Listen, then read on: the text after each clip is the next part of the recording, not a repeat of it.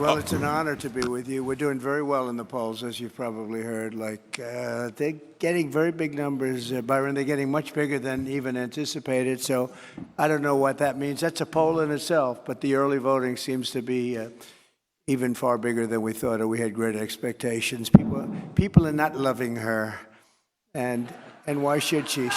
She didn't show up for the big Catholic event. This hasn't happened in decades. She didn't show up. She gave a very short tape, and it was not an appropriate tape either, but she probably hasn't figured that out yet. And we should have gotten about 100% of the Catholic vote last night because I showed up. But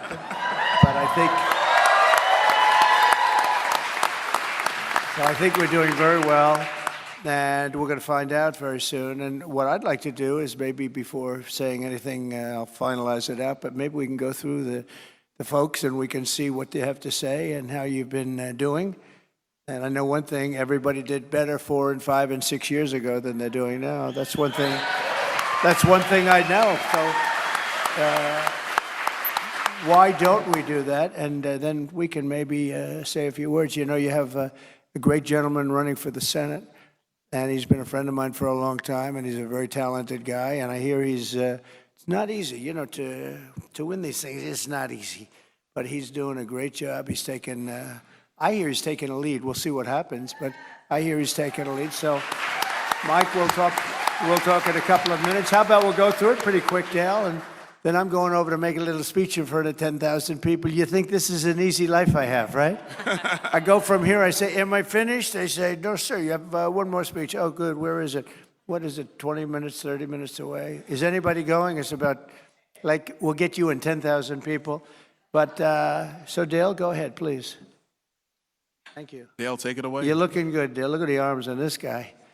He's Oh, almost Mr. as bad President, as real my quick, one friend thing over before Dale begins. Yes. Understand, Dale's a third-generation union worker, dedicated Teamster car hauler. So I know Dale has a lot of concerns about the auto industry.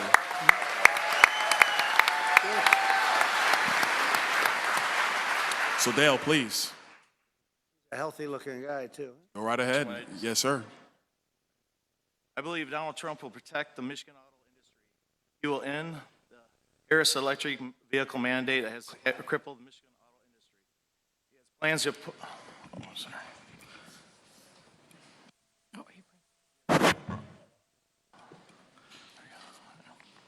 He has plans to impose 200% tariffs on all auto companies that want to ship our jobs out of the country.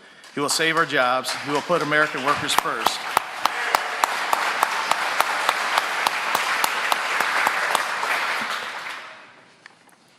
I don't know if you know, I don't know if you heard, but us Teamsters here in Michigan love Donald J. Trump. We voted.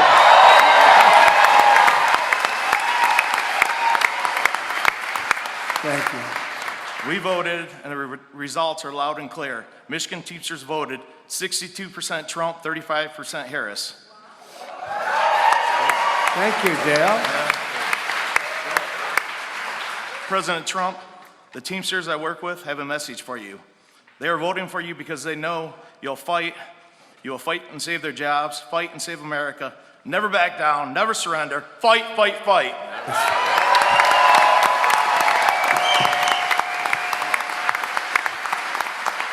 Well, Dale, thank you. And I just want to say, you know Sean O'Brien, right? Sean O'Brien, head of the Teamsters, and He's a great guy.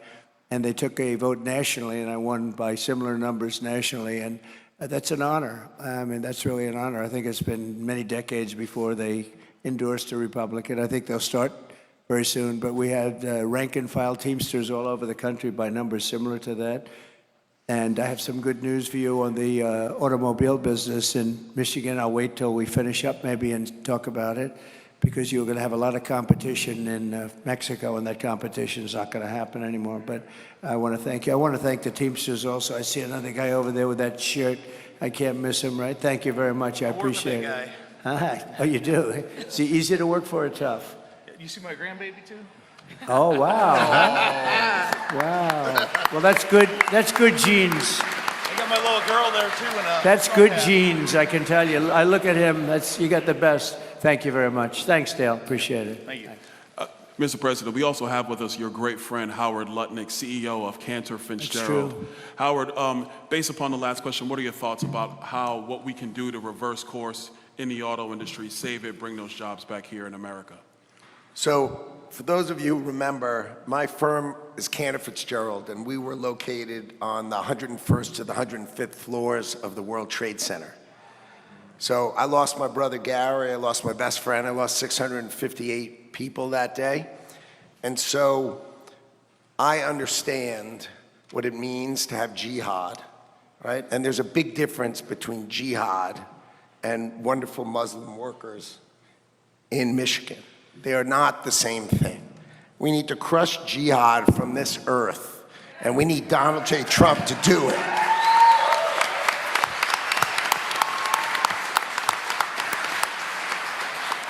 So I like, my friend, the president, said the other day that tariffs are his favorite word in the dictionary. My And old time. what people should understand is that to protect, so what happened when Bill Clinton left office, he did NAFTA, which was another word to say gut Michigan, right? He let all the work go to Mexico, right? And he opened the door in a different kind of border opening. It was a work border opening. And so the tariff model is pretty simple. Lock that door. Bring it back here. Bring the jobs here, bring the factories here. So here's an idea for you that we've talked about. Set significant tariffs out there, and if you open your factory here within 2 years, we'll give you the credit for your tariff, but bring it here. Let's employ our workers here. Let's create power from our workers, who are the best. They are the core of America, right? So, when I first met Donald Trump, I didn't really understand tariffs, and he taught me. And now, I'm just trying right behind them to say, I love the way tariffs take care of America. They will build us. They'll build us stronger. And I run his transition. And so what does transition mean? That means when my friend becomes the 47th president of the United States of America,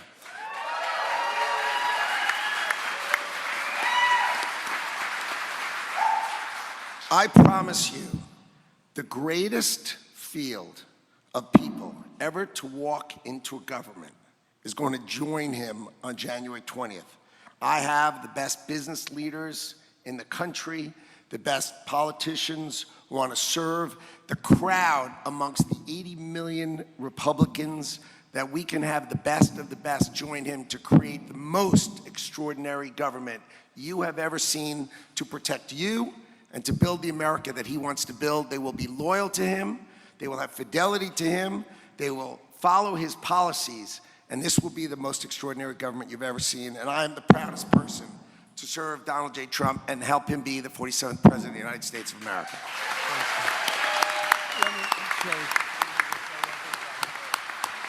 Well, thank you very much, Howard. He's being very modest, I have to tell you. This guy is one of the leaders on Wall Street, one of the most respected people in all of business, and certainly all of Wall Street. There's nobody really like him.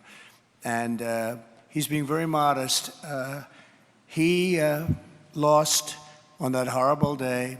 He lost his entire firm, other than some people in Europe, a few, small group. And he saw it happen. He was driving down the West Side Highway, and he's always in the office at 6 o'clock in the morning, so he would have been there. This was at 8 o'clock. But his wife was just so angry at him because she wanted him to take their child to school, because he just doesn't do it, and he won't do it, and he hasn't done it for years. And this was the one day that he wasn't there at 6 o'clock in the morning, because he took his child to school, and at about 8:50, which is just as the plane was striking, he was driving down the highway looking at the World Trade Center. This was the only day in years that he wasn't in that building. And do you ever thank your wife, and do you ever thank your child But it was amazing. And there are miracles in life. We have miracles and we have help up there, Howard, in my You opinion. and me together, baby. You and me together. In my opinion. But at just the end of that, so he lost, I mean, you saw this. They had the top 3 floors, the top, great firm, and they couldn't get out. There was no way they were getting out. Some of the people were calling their wives, their family. I think you were speaking to your brother, right? Yeah, my sister spoke to my brother. Yes, Say speaking to your goodbye. brother up there, they knew it was, probably knew it was the end. And Howard sought to rebuild the firm, and he spent a lot of time, a lot of everything, a lot of effort. Most people would have said it was an impossible thing to do. And he rebuilt it bigger, better, stronger. But the big thing is he gave a big chunk of it for a long period of time to the families of those that died in the building. And who would do that? Who would do that?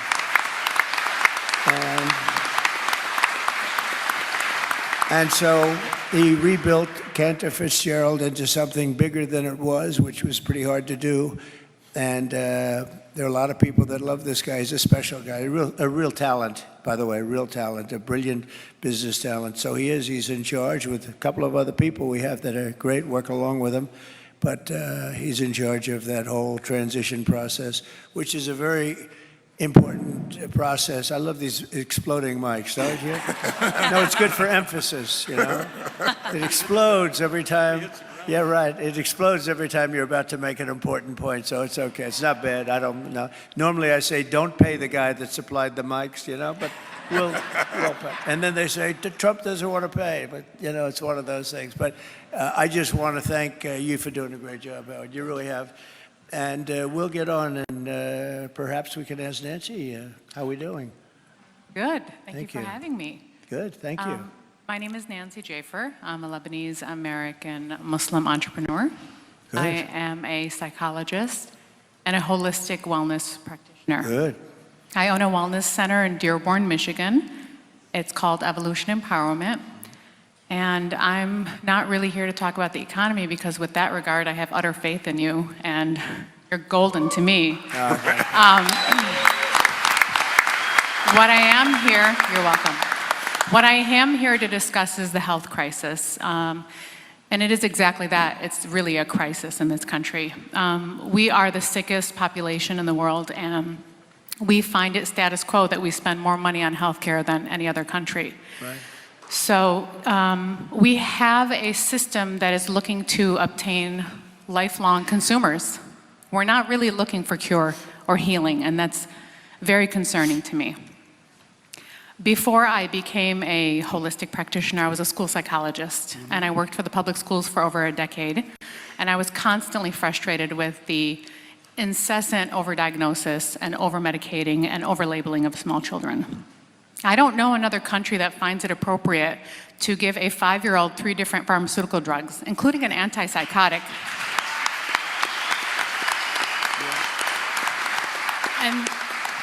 And this is to manage misbehavior.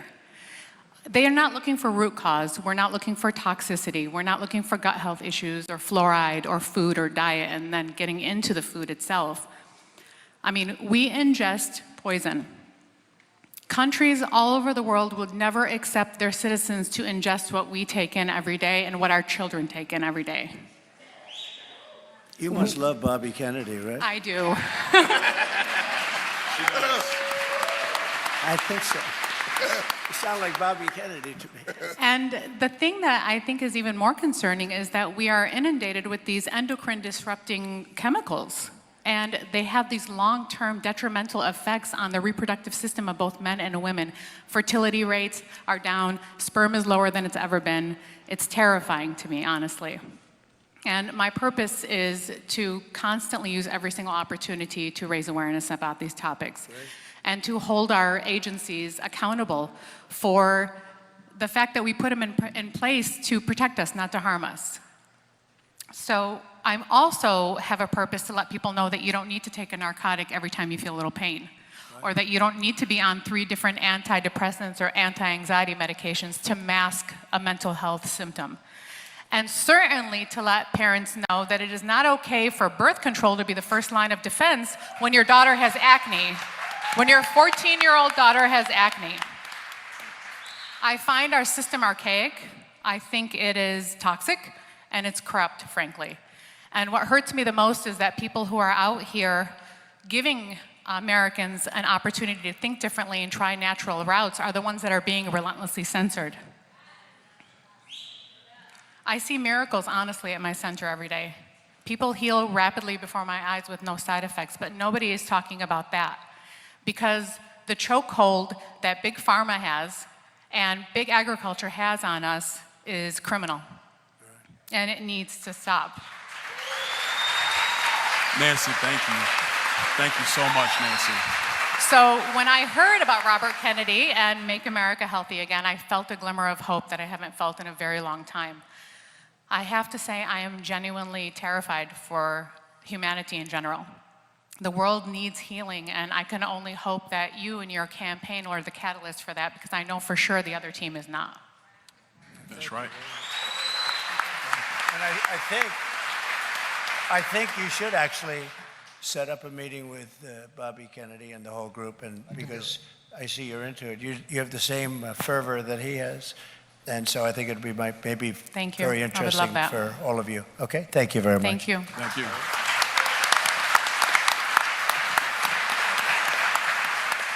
Mr. President, we have with us Jim Taganelli. I got it right, didn't I, Jim? Yes, sir. Jim is the president of the Police Officers Association right here in Michigan.